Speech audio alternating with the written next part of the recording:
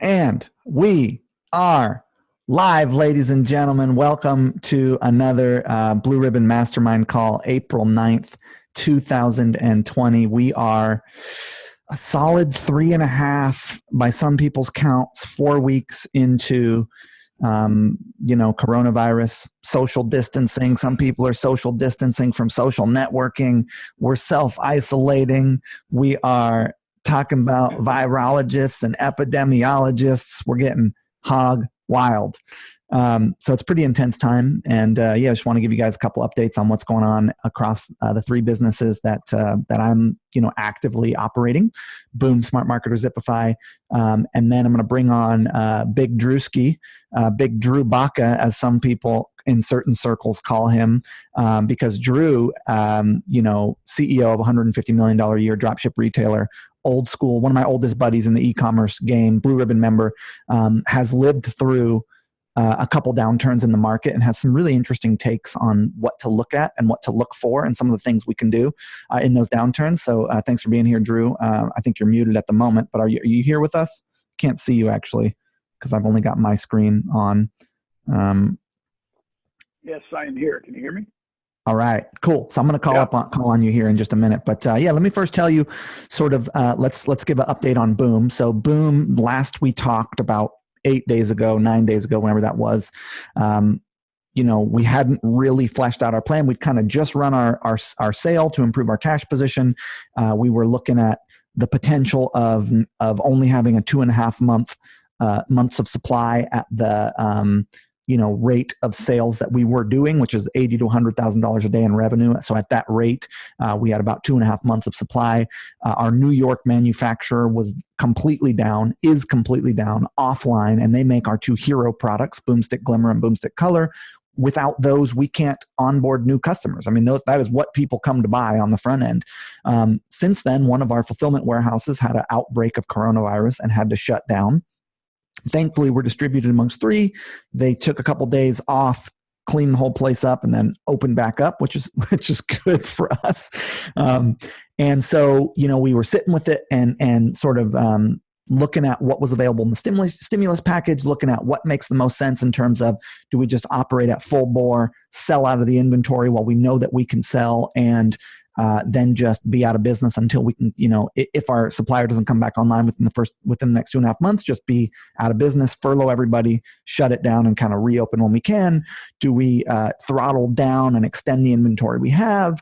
What are some other levers we can pull? I'm going to tell you about that in just a second. But while this is all happening, I'm getting really interesting insight from OneClick Upsell into e-commerce, which is, before COVID, March 1st to March 13th, we were processing about $1.7 million a day and 40,000 orders a day across OneClick Upsell, across the several thousand stores that use the app.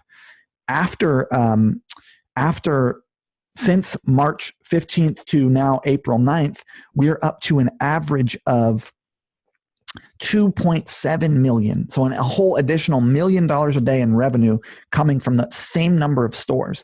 And the order volume's up considerably. The upsell take rate went from 15 to 19%. So 4% more people across the board are taking upsells. The order completion rate went from the number of orders.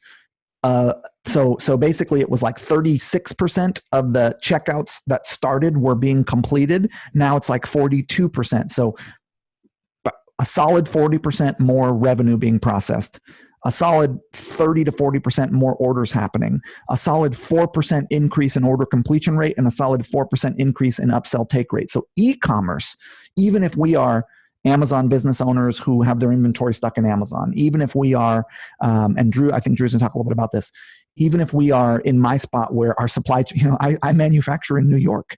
Not the worst time in the world to be manufacturing in New York. You don't want to be manufacturing in New York, I have learned. New York has more cases of this than any country outside of the US. So, even if you're in that spot, the good news is that, the skill set that we have of e-commerce is growing at a rapid pace, because Gen Y and the boomers, who kind of had not really adopted the technology of e-commerce and weren't really shopping online, a large swath of them are now coming online, and they're going to stay. I think this is going to fast forward e-commerce growth rate in America a solid 50%, a solid 100%. Like, it's going to grow considerably. We were at 12% of total transactions from the bag of groceries you buy down at your local grocery store to the cat food you order on Amazon. 12% of all those transactions were happening on the internet up until this, in 2019. That was what it was. It's going to see, we're growing 15% year over year as the market in America for e-commerce. We're going to see a significant improvement in that. And what I've seen specifically in Boom is that March 15th to 25th, my cost per customer acquisition skyrocketed. And then since March 25th, it's been coming down. Like, it's lower than it was before this whole thing started, because all the bricks and mortar businesses are out of the auction.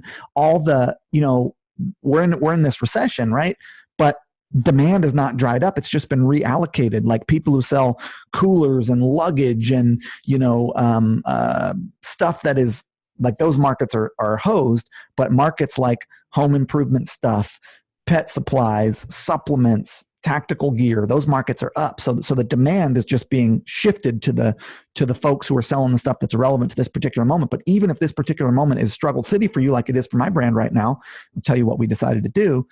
It's actually a really good thing for us, because when we do come out the other side of this in 2 months, 4 months, 6 months, 8 months, whatever it is, it's going to be great for all merchants. And the ad markets are not going to rebound faster than we're going to have opportunity to sell at these discounted prices as the markets emerge.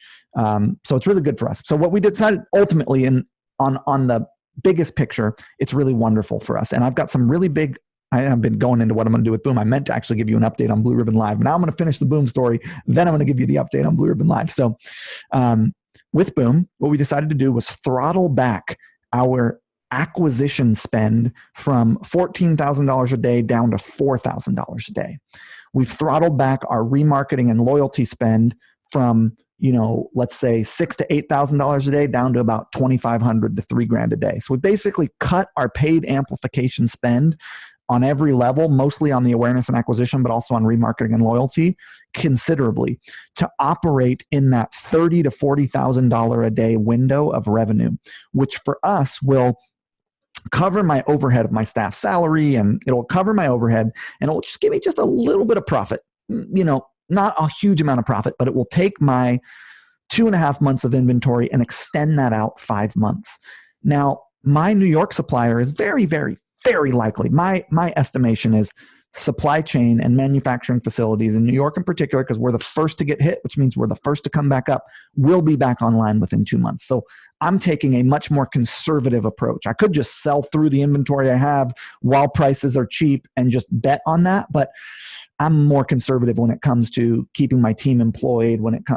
I'm playing it far more conservative, and I'm also onboarding 3 new suppliers to make the products that I sell. So I got about $20,000 in bets placed with suppliers to duplicate these products, which at the earliest stage is 8 weeks and at the latest stage is 16 weeks. So basically, no matter what, I got new product within 4 months. So that's kind of like how we're handling that with Boom.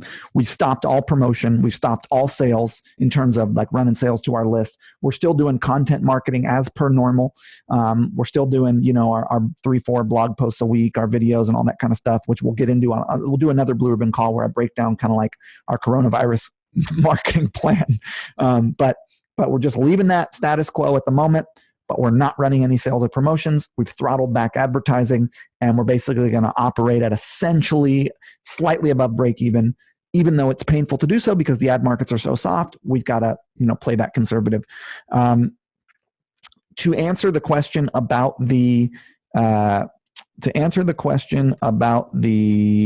ambassador program, I want to share my screen here and show you this. We produced these videos on the ambassador program on how we do it, a whole course, right? These videos here, which have just been edited and are being uploaded into the members area for you.